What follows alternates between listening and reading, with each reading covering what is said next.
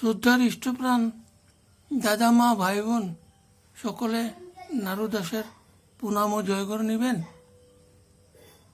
আজকে আপনাদেরকে একটা প্রশ্ন করব যে ঠাকুর পরিবার বা আচার্য গুরুরা যে ঠিক ঠাকুরের মতনই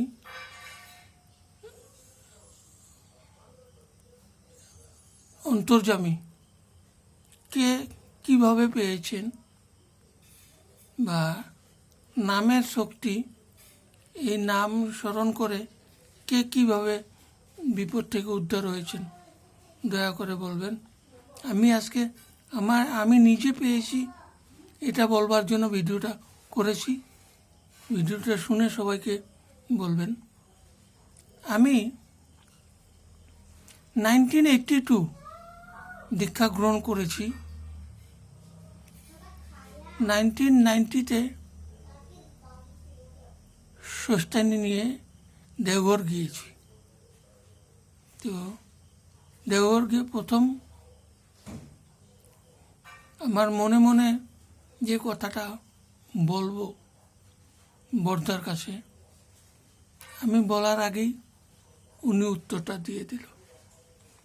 তখনই বুঝতে পারলাম যে না, আচার্য গুরুরাও ঠাকুরের পুরা শক্তি তাদের কাছে আছে এবং নামের মাহাত্ম্য। আমি কয়েক জায়গায় ভারী ভারী বিপদে পড়েছিলাম জীবজন্তু জানোয়ার থেকে। গাড়ি থামিয়ে নাম করার সাথে সাথে মুক্তি পেয়ে গেলাম বা ওনারা সরে গেল। এরকম বহু বহু ঘটনা আমি পেয়েছি।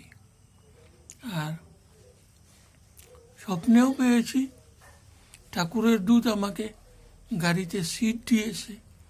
এই কথাগুলো বলতে হলে আমার লাইফ স্টোরি ঠাকুর সম্বন্ধে বলতে গেলে উপাসনার 7 নম্বর বাণী দিয়ে বলতে হবে।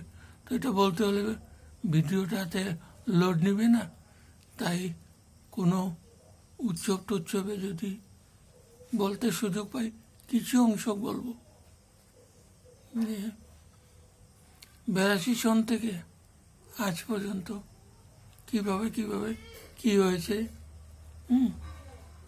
7 নম্বর বাণীতে লেখা আছে, শত শ্রেষ্ঠ আশ্রয় যার, উন্নতি হয় অবার্তা।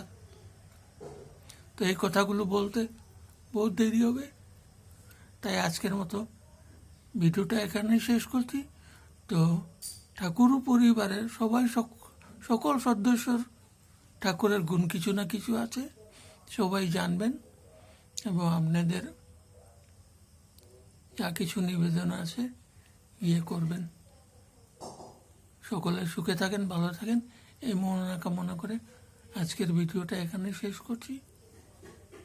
বলবেন এক অধম কার্বি আংলং, পশ্চিম কার্বি আংলং 1982-তে দীক্ষা নিয়ে 90-তে ষষ্ঠানি গ্রহণ করে দেওঘর গিয়েছিল। বর্দারকে প্রণাম করে উঠে যে কথাটা জিজ্ঞাসা করবে তার উত্তর প্রণাম করে উঠতে পেয়ে গিয়েছিল। তো কথাটা আসছিল যে এরকম যে আমার ট্রেন ভাগলপুর থেকে উঠতে লাগে। ট্রেনের টাইম হয়ে গেছে, আমি ছটপট করছি।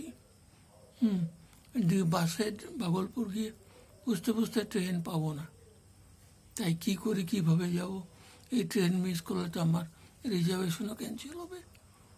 খুব চিন্তায় মগ্ন হয়ে আমি গেটের থেকে প্রণাম করে চলে আসলাম। তো দাদা ওখানে পালাঙের উপর থেকে দেখে এক দাদাকে পাঠিয়ে এলো, ওই ছেলেটাকে ডেকে আনো। ওই দাদা এসে আমাকে ডেকে নিল। ওখানে গিয়ে আমি অষ্টাঙ্গে প্রণাম করে উঠে বলো, তুমি কেন ঘোরাতোরা করছো? তোমার ট্রেন 4 ঘন্টা লেট আছে, ওটা সারাতে নিয়ে এসে আরেক জায়গায়। তখন আমি ভাবলাম, আরে আমি তো কিছুই বলি নাই।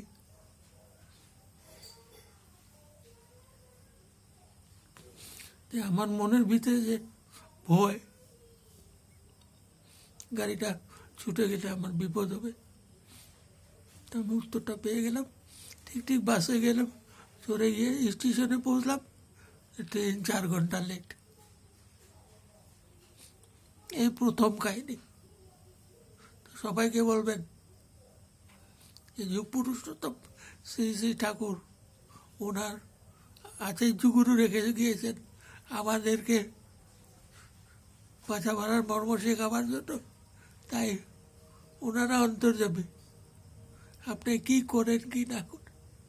তো আমার তো বহুত কিছু আছে, কেন আমি পাহাড় পর্বত পাহাড়ে জঙ্গলে ঘুরে ফিরে তো কাজকর্ম করি। বহুত বহুত ভয়ের মাধ্যম দিয়ে আমি কীভাবে বেছে এসেছি, এটা বলতে হলে ওই 7 নম্বর বাণী দিয়ে বলতে হবে। তো এটা ভিডিও করে বলা যাবে না। তো আজকের মতন এখানে বিদায় মাগছি। সবাইকে পুনরায় জয়গুরু রইল, জয়গুরু। সবাই সুখে থাকেন, ভালো থাকেন, ইষ্টকে মাথায় নিয়ে চলুন। জয়গুরু।